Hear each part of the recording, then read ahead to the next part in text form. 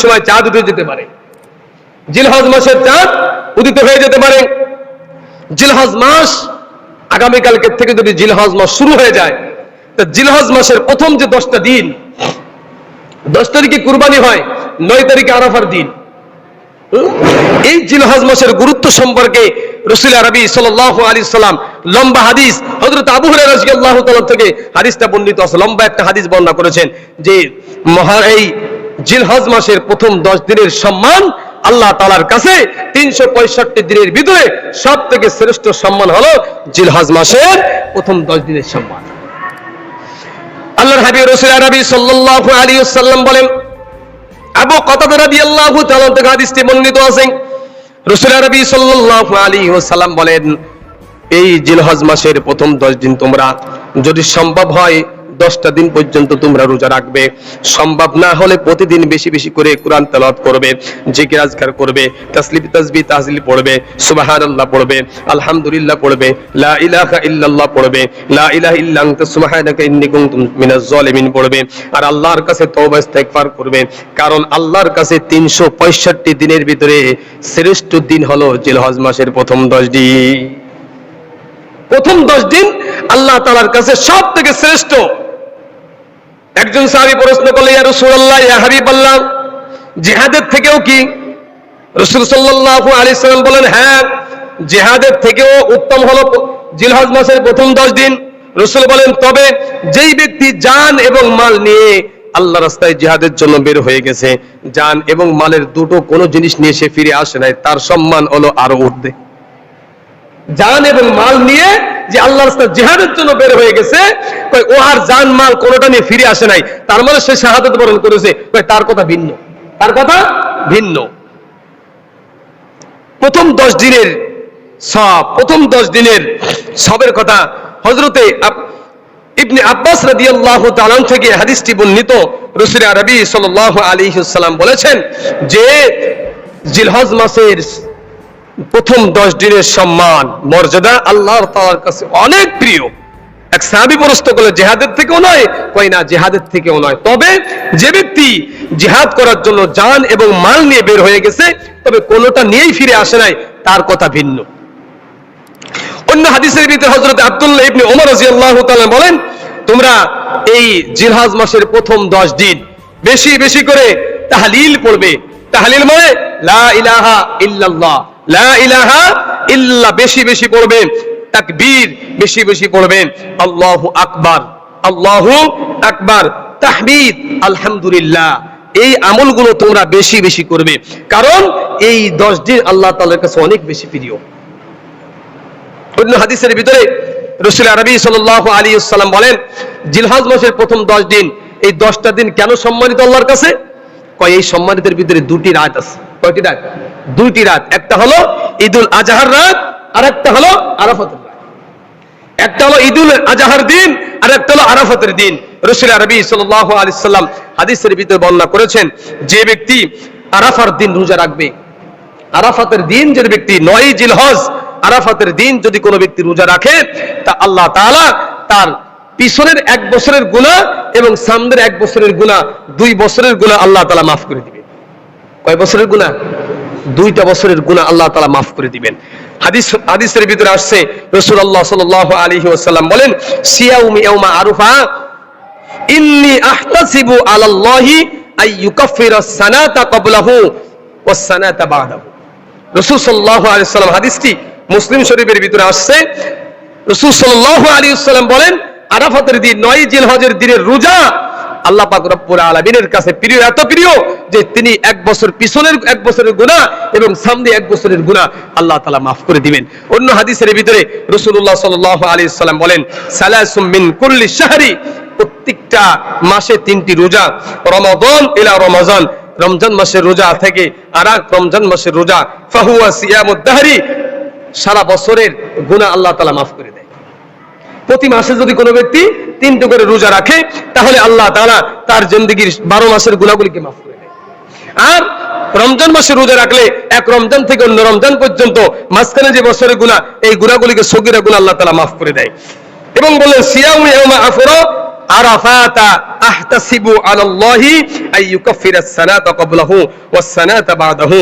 এবং যদি কোনো ব্যক্তি আরাফাতের দিনের রোজা রাখে তাহলে পিছনের 1 বছরের গুনাহ এবং সামনের 1 বছরের গুনাহ আল্লাহ তাআলা maaf করে দেন। ওয়া সিয়াউমি ইয়াউমা আশুরা, যদি কোনো ব্যক্তি আশুরার দিন অর্থাৎ মুহররমের 10 তারিখ, মুহররমের 10 তারিখে রোজা রাখে, রাসূল সাল্লাল্লাহু আলাইহি ওয়াসাল্লাম বলেন আইয়ুকাফিরাস সানাতাল্লাতী ক্বাবলাহু, আর আল্লাহ তাআলা তার পিছনের 1 বছরের গুনাহগুলি maaf করে দেন। তাহলে আল্লাহ তাআলা এই 10 দিনের ভিতরে দুইটা গুরুত্বপূর্ণ বিষয়, একটা হলো আরাফার দিন আর একটা হলো জিলহজ। তা জিলহজের দিন আর আরাফার দিন আল্লাহ তাআলার কাছে অনেক সম্মানিত। আর জিলহজ মাসের 10 তারিখে আল্লাহ তাআলার কাছে সবচেয়ে বেশি প্রিয় আমল হলো রক্ত প্রবাহিত করা। রক্ত প্রবাহিত করা আমল থেকে অন্য কোনো শ্রেষ্ঠ আমল ওই দিনের নাই। আর আরাফাতের দিনের শ্রেষ্ঠ আমল হলো আল্লাহ পাক রব্বুল আলামিনের হাবিব বলেন যে তোমরা রোজা রাখবে। রাসূল সাল্লাল্লাহু আলাইহি সাল্লাম বলেন আরাফাতের দিনে যত জাহান্নামী মানুষদেরকে মুক্ত করে ক্ষমা করে জান্নাত দিয়ে দেয়, অন্য কোন বছরের অন্য কোন দিনে আল্লাহ তাআলা এত সংখ্যক মানুষদেরকে আল্লাহ তাআলা ক্ষমা করে জান্নাত দান করে না। এবং আল্লাহ তাআলা আরাফার দিনের রোজাকে, আরাফার দিনের তওবাকে, আরাফাতের দিনের দোয়াকে আল্লাহ তাআলা maaf করে দেয়। আল্লাহ তাআলা দোয়াকে কবুল করে নেয়। আল্লাহ তাআলা অসংখ্য অগণিত গুনাহগার বান্দাদেরকে আরাফার দিন কি করে দেয়? আল্লাহ তাআলা ক্ষমা করে দেয়। রাসূলুল্লাহ সাল্লাল্লাহু আলাইহি ওয়াসাল্লাম বলেন শয়তান সবথেকে বেশি দুঃখিত হয়, সবথেকে বেশি কষ্ট পায়, সবথেকে বেশি লজ্জিত হয় আরাফাতের দিন। কারণ আরাফাতের ময়দানে যখন লক্ষ কোটি কোটি মানুষ হাজিরা যখন লাব্বাইক আল্লাহুম্মা লাব্বাইক লা শারীকা লাব্বাইক ইন্নাল হামদা ওয়ান নি'মাতা লাকা ওয়াস শুরকা লাকা ইন্নাল হামদা, যখন এই তাকবীর গুলো পাঠ করে আল্লাহ তাআলা আসমান থেকে ফেরেশতাদেরকে ডাক দেয়, ও আমার ফেরেশতারা শোনো, যেই সময় তোমরা এই উম্মতদেরকে বানানোর জন্য আমাকে নিষেধ করেছিলে, وَإِذْ قَالَ رَبُّكَ لِلْمَلَائِكَةِ إِنِّي جَاعِلٌ فِي الْأَرْضِ خَلِيفَةً قَالُوا أَتَجْعَلُ فِيهَا مَن يُفْسِدُ فِيهَا وَيَسْفِكُ الدِّمَاءَ وَنَحْنُ نُسَبِّحُ بِحَمْدِكَ وَنُقَدِّسُ لَكَ قَالَ إِنِّي أَعْلَمُ مَا لَا تَعْلَمُونَ। এই উম্মতদেরকে, এই মানুষদেরকে যখন আমি বানানো চেয়েছিলাম, তোমাদের কাছে বলেছিলাম এক ইনসান বানাইব, তখন সমস্ত ফেরেশতারা বলেছিলেন রব্বুল আলামিন কেন তাদেরকে আপনি বানাইবেন? তারা তো দুনিয়ার ভিতরে যে মারামারি দাঙ্গামা হাঙ্গামা করবে, আমরা এটা আপনার তাসবিহ তাহলিল পাঠ করি। তখন আল্লাহ তাআলা বলেছিলেন, ও আমার ফেরেশতারা, আমি আল্লাহ তা জানি, তোমরা তা জানো না। যখন আরাফাতের ময়দানে লক্ষ লক্ষ হাজী সাহেবরা লাব্বাইক বলে আল্লাহকে স্মরণ করে ডাক দিও, রব্বুল আলামিন আমি গুনাহগার বান্দা তোমার কাছে উপস্থিত হয়েছি, দুনিয়ার বুকে কোনো জায়গা যাওয়ার আর জায়গা নেই, আমি তোমার কাছে হাজিরা দিতে আসছি, আল্লাহ তুই আমার গুনাহগুলিকে maaf করে দাও। যখন তিনি লাব্বাইক বলে আল্লাহর কাছে এরকম ভাবে কাকুতি বিনতি করে, আল্লাহ তাআলা বলেন ফেরেশতাদেরকে ডাক দিব, ফেরেশতারা তোমরা সাক্ষী থাকো, আসমান জমিনকে সাক্ষী রেখে এই হাজী সাহেব সবাইকে আমি আল্লাহ তাআলা maaf করে দিলাম। শয়তানের কাজ ছিল মানুষদেরকে গুনাহের ভিতরে লিপ্ত করা, আর আল্লাহ যদি সেই গুনাহগুলিকে maaf করে দেয় তা শয়তান তো দুঃখিত হবেই। এই জন্য রাসূল সাল্লাল্লাহু আলাইহি ওয়াসাল্লাম বলেন আরাফার দিনের মতন শয়তান দুঃখিত হয়, কষ্ট পায়, লজ্জিত হয়, অন্য কোন দিনের ভিতরে এত অপদস্থ অপমানিত হয় না। আগের যুগের মানুষেরা শয়তানকে দেখতে পাইতো, শয়তানকে একদিন দেখে আরাফাতের ময়দানের একটা কিনারার ভিতরে বসে আছে, শয়তান জীর্ণশীর্ণ অবস্থায়, শক্তি নাই। শয়তানকে প্রশ্ন করা হলো, কি ব্যাপার তুমি কেন এখানে জীর্ণশীর্ণ অবস্থায় বসে আছো? মনে হইতেছে শত শত বছর, হাজার হাজার বছর তুমি রোগাক্রান্ত অবস্থায় পড়ে আসো। অনেক মানুষ প্রায় 20-30 বছর পর্যন্ত বিছানায় পড়ে থাকলে তাকে কি যদি কেউ তার কাছে যায় সুস্থ মনে হয় না অসুস্থ মনে হয়? শয়তানকে দেখে ওই রকম মনে হইতেছে, মানে শত শত বছর পর্যন্ত সে রোগ আক্রান্ত হয়ে বিছানায় বসে এমন অবস্থা হয়ে গেছে, জীর্ণশীর্ণ অবস্থা। তখন আল্লাহর ওলি প্রশ্ন করলেন, কি ব্যাপার, তোমাকে এই দুর্বল কেন বানিয়েছে, কে বানিয়েছে? শয়তান ডাক দিয়ে বলে, হাজী সাহেবরা যেই ঘোড়া, যেই উটের পিঠে সওয়ার হয়েছিল, আল্লাহকে স্মরণ করে যখন উটের পিঠে উঠেছে, ঘোড়ার পিঠে সওয়ার হয়েছে, ওই ঘোড়া যত দূর পর্যন্ত পা লাগিয়েছে প্রত্যেকটা পায়ের আঘাত আমি শয়তানের গায়ে লেগেছে, আর হাজী সাহেবের ওই ঘোড়ার খুরের আঘাতে আমি শয়তান দুর্বল হয়ে পড়েছি। প্রত্যেকটা হাজী, লক্ষ লক্ষ হাজী সাহেবরা গেছে, এখন তো উটের ব্যবস্থা নাই বেশি, এখন তো গাড়িগুলোর অবস্থা। যারা উটের পিঠে করতো প্রত্যেকটা উট এবং ঘোড়ার খুরের আঘাত শয়তানের গায়ে যায় লাগতো। তাই এত মানুষের গায়ের আঘাত, এত মানুষের ঘোড়ার আঘাত যদি একটা মানুষের গায়ে লাগে, একটা জিনিসের গায়ে লাগে, সে তো দুর্বল হবেই। শয়তানকে প্রশ্ন করা হলো, তোমার চেহারার রং কেন পরিবর্তন হয়ে গেছে? তোমার চেহারার ভিতরে কোনো হাসির ঝলক নাই কেন? তুমি তো সবসময় হাসির ঝলকে থাকে তোমার চেহারা। এই জন্য যে আরাফাতের ময়দানে মানুষ যখন লাব্বাইক বলেছে, আল্লাহুম্মা লাব্বাইক বলেছে, আল্লাহ তাআলার দিকে তাকিয়ে দেখি সমস্ত হাজী সাহেবের গুনাহগুলিকে আল্লাহ তাআলা মাফ করে দিয়েছেন। ওই দেখে আমার চেহারাটা মলিন হয়ে গেছে। এজন্য মুসলমান ভাইরা, এই এই জিলহজ মাসের 10 তারিখ প্রথম 10 দিনের সম্মান আল্লাহ তাআলার কাছে অনেক বেশি প্রিয়।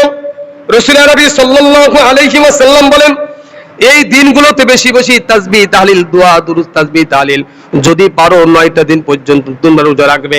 প্রত্যেকটা রোজার বদৌলতে আল্লাহ তাআলা লক্ষ লক্ষ কোটি কোটি গুনাহ আল্লাহ তাআলা তোমার আমল নামাজ থেকে মুছে দিবে। সেই সেই জিলহজ মাস একদম আমাদের নিকটবর্তী। হতে পারে আজকেই মনে হয় চাঁদ উঠতে পারে, সম্ভাবনা বেশি। কোন জায়গায় দেখলাম আজকেই চাঁদ উঠবে, আগামীকাল শনিবার 1 তারিখ। তবে জিলহজ মাসে গুরুত্বপূর্ণ আমলের ভিতরে বেশি বেশি আমল করবে, কোরআন তেলাওয়াত করবে, জিকির আজকার তাসবিহ তাহলিল পড়বে, বিশেষ করে লা ইলাহা ইল্লাল্লাহ বেশি বেশি পড়বে, আল্লাহু আকবার বেশি বেশি পড়বে, আলহামদুলিল্লাহ বেশি বেশি পড়বে। এই আমলগুলো বেশি বেশি করবে। আর যারা কুরবানি করবে তাদের জন্য একটা আমল আছে, তাদের জন্য একটা আমল আছে। রাসূলুল্লাহ সাল্লাল্লাহু আলাইহি ওয়াসাল্লাম বলেছেন যে যারা কুরবানি করবে তাদের জন্য আমল, যারা কুরবানি করবে না তারাও যদি আমলটা করে তাহলে অনেক সবের অধিকারী তারা হতে পারবে। তবে স্পষ্ট এবং সহিহ হাদিসের ভিতরে আসছে যারা কুরবানি করবে তাদের জন্য আমলটা, আর যারা কুরবানি করবে না তারাও যদি পারে করবে, করলে সব আছে। কোন কোন কিতাবের ভিতরে রাখছে এই আমলটা করলে কুরবানির সব দেওয়া হবে, কোন কোন কিতাবের ভিতরে রাখছে হজের সব দেওয়া হবে, হজ এবং উমরার সব দেওয়া হবে।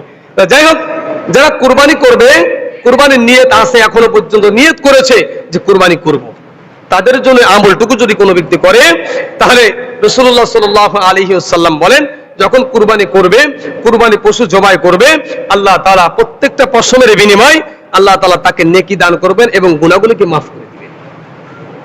আমলটা কি? আমলটা হলো জিলহজ মাসে চাঁদ উদিত হওয়ার পর থেকে কুরবানি দেওয়া আগ পর্যন্ত, কুরবানি দেওয়া আগ পর্যন্ত শরীরের কোনো পশম কাটা নিষেধ। এটা সুন্নাত। এটা কি আমল? সুন্নাত। যদি কেউ পারে করবে, যারা কুরবানি দিব না তারাও পারলে করতে পারে, যারা কুরবানি দেবে তারা করবে, এটা সুন্নাত আমল। তবে যদি কেউ না করে কুরবানি সহি হবে না এমন কোনো কথা নেই যে কুরবানি হবে না। অনেকে বলে যে যারা এই আমলটা না করে তাদের কুরবানি হবে না, না এমন কোনো কথা না। এটা হলো সুন্নাত আমল। কি আমল? তবে এই সুন্নাতটা গুরুত্বপূর্ণ সুন্নাত, অনেক সব হবে। কেউ কেউ বলেছেন যে যখন কুরবানি করার পরে, কুরবানি পশু জবাই করে যখন নখ কাটবে, প্রত্যেকটা নখের বদলাতে আল্লাহ তাআলা 100 রাকাত নফল নামাজের সব দিবেন। অথবা রাসূল বলেছেন, অন্য হাদিসের ভিতরে আসছে যে প্রত্যেকটা এই নখের বিনিময়ে আল্লাহ তাআলা একটা কুরবানির সব দান করবেন, প্রত্যেকটা পশমের বিনিময়ে আল্লাহ তাআলা কুরবানির সব দান, এরকম রিওয়ায়াত আসছে। তবে করলে করতে পারে, সব আছে। তবে না করলে যে কুরবানি হবে না এই কথা যদি কেউ বলে, যদি আমলটা না করে তার কুরবানি সহি হবে না, এমন কোনো কথা না। কুরবানি ওয়াজিব। কুরবানি কি? ওয়াজিব। এই কাজটা যারা করবে তারা সব পাবে। যারা কুরবানি দিব না তারাও করতে পারে, যারা কুরবানি দিব তারা করবে, অবশ্যই অবশ্যই কি করবে, করার চেষ্টা করবে, করলে অনেক ভালো, করলে কি অনেক ভালো। চাঁদ উদিত হওয়ার পরে, চাঁদ যখন উঠে গেছে, চাঁদ উদিত হওয়ার পর থেকে নিয়ে পশু কুরবানি করা আগ পর্যন্ত, পশু কুরবানি করা আগ পর্যন্ত অনেকে দেখা যায় যে চাঁদ উদিত হওয়ার আগে থেকে কেটে পরিষ্কার পরিচ্ছন্ন হয়ে আসে। যখন ঈদের নামাজ পড়তে যাইব চিন্তা করে মুখটা অনেক বড় বড় হয়ে গেছে, হাত পার নখটা বড় হয়ে গেছে, একটু কেটে যায়। অনেকে কিন্তু এরকম অনেক করে যে 10 দিন 9 দিন রাখছে, ঈদের দিন সকালবেলা কেটে ফেলে। না, আপনি যখন রাখতে পারছেন আরো অল্প সময় রাখেন। ঈদের নামাজটা যদি আপনি ওই অবস্থায় পড়েন আপনি কি গুনাহ হবে? আপনি মোষ কাটেন নাই, তবে তেমন পরিমাণ হয় নাই রবীন্দ্রনাথ ঠাকুরের মতন যে নোমগুলো চলে আসছে আপনার ঠোঁট করে দেওয়া যাচ্ছে না, আপনি পানি পান করে গেলে এটা মাকরু হবে, এমন তো না। এই যে আমরা যে পরিমাণ কাটি, এটা যদি 10 দিন না করি তো কি বেশি বড় হয়ে যাবে? মোষ কি বেশি বড় হয় কি মুখের ভিতর চলে আসবে? এমন না কিন্তু। নখটা আমরা প্রতি সপ্তাহে কাটি, প্রতি সপ্তাহে নখ কাটি, আলহামদুলিল্লাহ প্রতি সপ্তাহে শুক্রবার নখ কাটি। যদি আমি 1 সপ্তাহ না কাটি, এই বেশি বড় হয়ে যাবে না? বেশি বড় হবে না। তবে যদি কোনো ব্যক্তি না করে আমলটা, তবে যে সব পাবে না, সব পাবে না। তবে তার এই আমলটা না করার কারণে কুরবানির যে কোনো ক্ষতি হবে এমনটি নয়। কথাটা বুঝে আসছে? মাসলাটা বুঝে আসছে আপনাদের? যদি কেউ এই আমলটা না করে 10 দিনের ভিতরে হাত পায়ের নখ গুপ্ত ইস্তার পরিষ্কার করবে এর আগে, যদি কেউ না করে এর ভিতরে 10 দিনের ভিতরে একদিন করে ফেললো, তার সুন্নাত আদায় হলো না, সব পাবে না, তবে তার কুরবানির কোনো ক্ষতি হবে না। আল্লাহ তাআলা আমাদের সকলকে আমল করার তৌফিক দান করেন। এই জন্য আমরা যারা কুরবানি নিয়ত করেছি, কুরবানি করব, আজকের থেকেই আমরা নিয়ত করি। যদি কেউ পরিষ্কার পরিচ্ছন্ন না হয়ে থাকি, আমরা সন্ধ্যার আগে পরিষ্কার পরিচ্ছন্ন হয়ে একদম হয়ে যাই, আল্লাহর কাছে দোয়া করি আল্লাহ তাআলা আমাদেরকে 10 দিন এই আমলটা করার তৌফিক দান করেন। আল্লাহ রাসূলের একটা সুন্নাত আমাদের সকলকে আমল করার তৌফিক দান করেন। আল্লাহ পাক রব্বুল আলামিন যা কিছু বললাম এবং শুনলাম, আল্লাহ পাক রব্বুল আলামিন আমাকে আপনাকে সকলকে পরিপূর্ণভাবে, বিশেষ করে এই জিলহজ মাসের প্রথম 10 দিনের যে আমলগুলো আছে, আল্লাহ তাআলা আমাদের সকলকে এই আমলগুলোর সঙ্গে জুড়ে থাকার তৌফিক দান করেন। পারলে আমরা 9টা দিন পর্যন্ত রোজা রাখবো। পারলে কি আমরা 9টা দিন পর্যন্ত কি রাখবো? রোজা রাখবো। আর একটা প্রশ্ন গত বছর মানুষে করেছিল, এবারও করবেই। প্রশ্নটা হলো, আরাফার দিন যেই দিনকে মক্কায় আরাফার দিন হয়, কথা বুঝেন, আরাফার দিন যেই দিন মক্কায় হয়, আমাদের সেদিন কিন্তু আরাফার দিন না। এখন আমরা 9 তারিখেই রোজা রাখি, 9 তারিখে জিলহজ মাসের 9 তারিখে আরাফার দিন, ওই হিসেবে আমরা 9 তারিখে রোজা রাখি কুরবানির আগের দিন। এখন আমরা যেদিন রোজা রাখি সেদিন ওখানে কি হয়? ঈদ হয়। আর আমরা যেদিন রোজা রাখি না সেদিন ওদের কি হয়? আরাফার দিন হয়। এই জন্য উলামায়ে কিরাম এই মাসলার একটা সঠিক সিদ্ধান্ত করেছেন যে আমরা জিলহজ মাসের 9টা দিন যদি রোজা রাখতে নাও পারি, কমপক্ষে 2টা রোজা রাখবো। কয়টা রোজা? 8 তারিখ এবং 9 তারিখ। 8 তারিখ এবং 9 তারিখ। রাসূলের এক হাদিস, যে যখন সূর্য দেখবে, চাঁদ দেখবে, তখন সে রোজা রাখবে, চাঁদ দেখে ঈদ করবে। মানে আমরা যখন চাঁদ দেখবো তখন কি করব? কুরবানি করব। আমরা যখন চাঁদ দেখবো তখন রোজা রাখবো, আমরা যখন চাঁদ দেখবো তখন কি করব? ঈদ করব। এখন আমরা যখন চাঁদ দেখি তখন তো ওরা ঈদ করা শেষ হয়ে যায়। তাহলে উলামায়ে কিরামের ফতোয়া হলো আপনারা 2টা রোজা রাখবেন। কেউ যদি 9টা রোজা রাখতে না পারেন, তা কমপক্ষে কয়টা রোজা? 2টা রোজা রাখবেন, 8 তারিখ এবং 9 তারিখ। আপনি যখন বাংলাদেশে 8 তারিখ রোজা রাখবেন, ওই জায়গা আরবে ওই দিন কি আরাফার দিন। তাহলে যদি কেউ প্রশ্ন করতে চায় যে আপনি 9 তারিখে রোজা রাখলেন, আরব দেশে তো ওই দিন কি হচ্ছে? সৌদি দেশে ঈদ হচ্ছে, আপনার তো হলো না। তাহলে এই হাদিস অনুযায়ী আমল হবে। আবার পূর্বে যে হাদিস রাসূল বলেছেন যে চাঁদ দেখে ইফতার করবে, চাঁদ দেখে রোজা রাখবে, ওই হাদিসের উপরেও আমল হয়ে যাবে। যদি কয়টা রোজা রাখি আমরা? 2টা রোজা রাখি, 8 তারিখ এবং 9 তারিখ। যদি পারি পুরো 9টা রোজা রাখবো, যদি না পারি আরাফার দিন এবং তার আগের দিন, অর্থাৎ 9 তারিখ এবং 8 তারিখ রোজা রাখবো। তাহলে 2টা রোজার শব্দ পাবো। আর আল্লাহ পাক রব্বুল আলামিনের হাবিব বলেছেন কমপক্ষে 2 বছর আল্লাহ তাআলা 2 বছরের গুনাহগুলিকে আল্লাহ তাআলা মাফ করে দিবেন। রাখবো তো ইনশাআল্লাহ। আল্লাহ তাআলা আমাদের সকলকে এই জিলহজ মাসের পুরো 9টা রোজা রাখার তৌফিক দান করেন, আর কমপক্ষে 2টা রোজা সবাইকে রাখার তৌফিক দান করেন। আমিন।